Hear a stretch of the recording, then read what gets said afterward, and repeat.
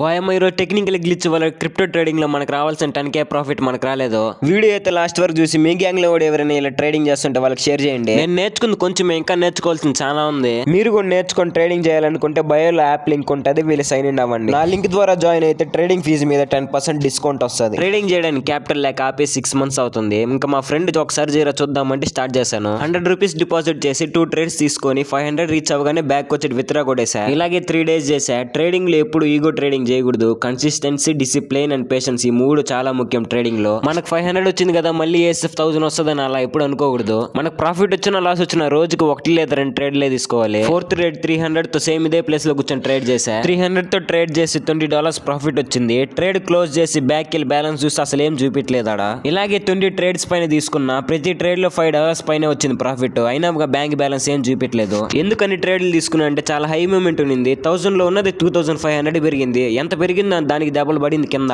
Chance ఎవరు వదులుకోలేదు. అందరూ ఒకేసారి స్కాల్పింగ్ చేయడం వల్ల బై అనే ఆప్షన్ కూడా ఎత్తేసాడు. ఇలా జరిగిందో మీకు ఎవరికైనా తెలిసి ఉంటే కామెంట్ చేయండి.